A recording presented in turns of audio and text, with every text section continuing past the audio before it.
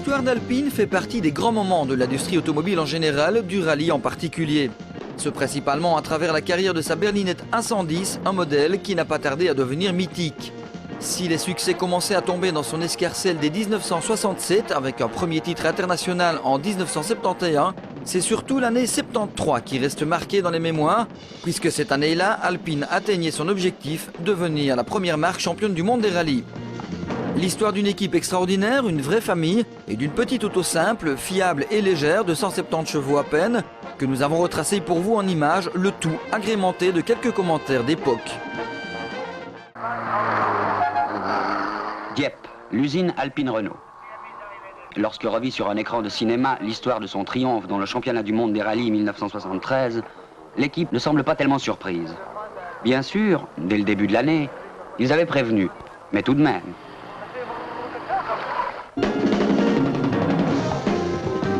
Fiat, Lancia, vainqueur en 1972, et puis les BMW, Ford, Volvo, Datsun. La meute des plus grands constructeurs mondiaux va tenter de faire échec aux 5 Alpine Renault d'Anderson, Andruet, Darniche, Nicolas et Terrier.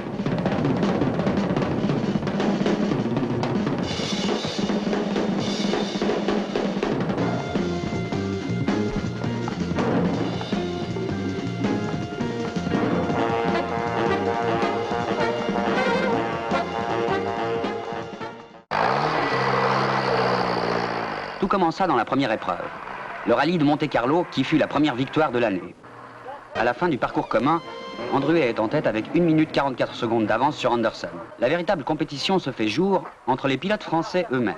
On leur a demandé de gagner, ils feront mieux encore en improvisant une véritable course dans la course. Les choses démarraient en effet plutôt bien. En grande forme et profitant des erreurs de la concurrence, Jean-Claude Andruet menait un trio d'Alpine avant de perdre 2 minutes à son tour sur une stupide sortie de route après déjà avoir crevé. J'étais con comme un balai, moi, et c'est moi qui ai perdu le rallye là. Et à la place de m'arrêter pour changer avec les spectateurs, je me suis dit, tu vois, j'avais tellement peur de perdre cette minute 20 que j'avais d'avance que j'ai continué par la suite. Dans une descente, Anderson quitte la route et Andruet lui reprend 45 secondes. Puis le devance de 14 secondes. Premier passage dans le Turin. Anderson, 15 minutes 23 secondes. Second passage. Anderson, 15 minutes 22 secondes. Pour gagner, Andruet ne doit pas dépasser 15 minutes 37 secondes. Il réalise alors un temps de 15 minutes 11 secondes, prenant 26 secondes d'avance sur son coéquipier. Éblouissant.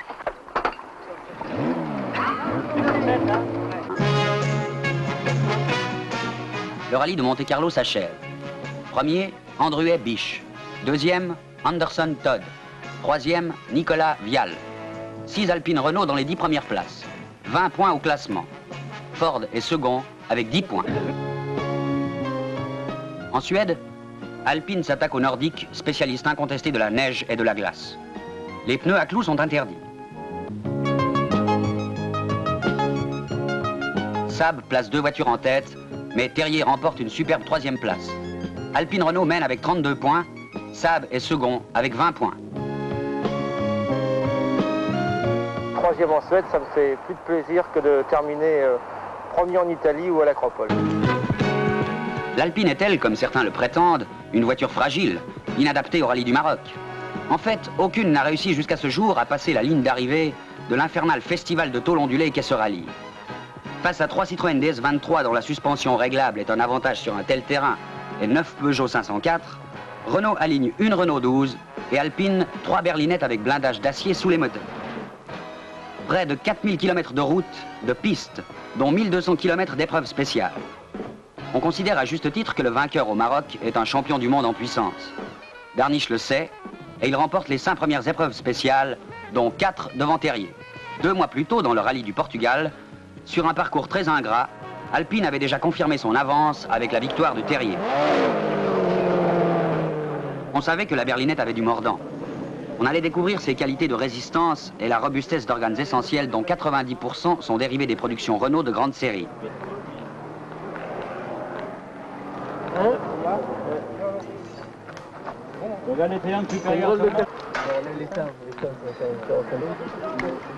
Dans cet enfer du Sud, la suspension, les freins, la boîte de vitesse, l'embrayage, le circuit de refroidissement, la direction des Renault 12 ou 16 qui équipaient les Alpines ont tenu. Et ce n'est pas le moindre aspect de cette éclatante victoire. La fin de ce rallye sera un véritable duel entre Citroën et Alpine. Nicolas prendra la 4e place, mais Darniche gagne et les 3 Alpines sont à l'arrivée. 72 points au classement.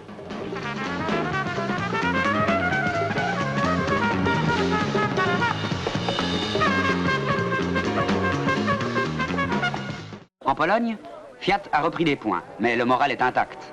Dans les Alpes autrichiennes, la lutte sera farouche.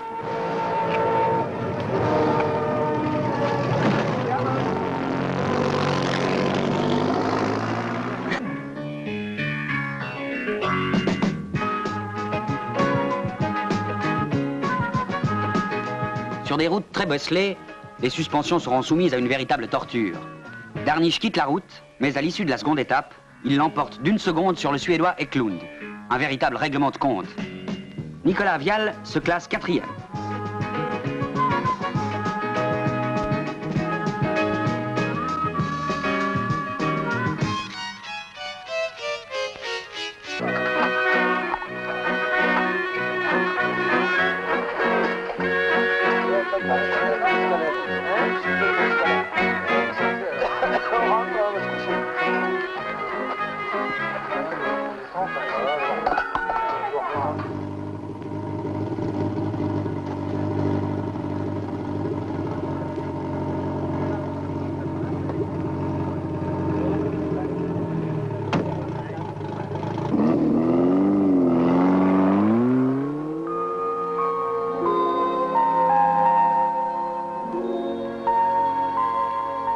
Alpine Renault terminera l'Alpenfahrt autrichien avec 112 points au classement, devant Fiat qui gardera la seconde place avec 77 points. Dans le rallye de San Remo qui suivra, ce sera la victoire de Terrier, précédant la Fiat de Verini de 6 minutes. Jean-Pierre Nicolas se classera 3e.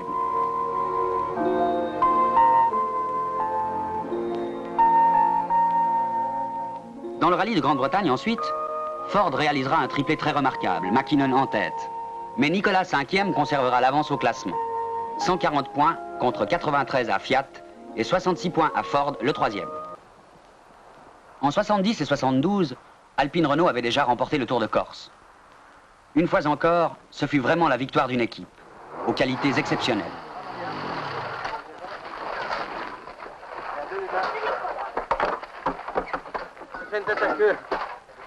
Ils font une tête à queue dans la spéciale.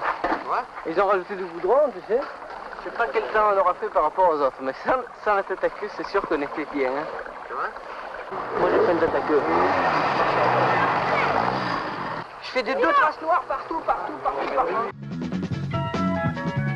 Le Tour de Corse allait prendre fin après 10 rallyes internationaux, 346 épreuves chronométrées et 29 621 km de course sur le triomphe des Alpines Renault. Nicolas Mahé se classait 1er, Pio de Alexandris 2nd, Terrier Calvart 3e. 5 voitures bleues dans les 6 premières places.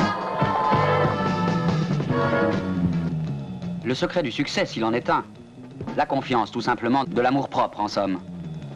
Car derrière les exploits et les fastes d'un championnat du monde, ce sont des milliers d'hommes qui s'identifient à de pareilles victoires. Mécaniciens, ouvriers, ingénieurs, techniciens. Le championnat du monde des rallyes 1973 n'est déjà plus qu'un souvenir. Mais quel souvenir! Le champagne s'est évaporé sur les lignes d'arrivée, mais la preuve est faite.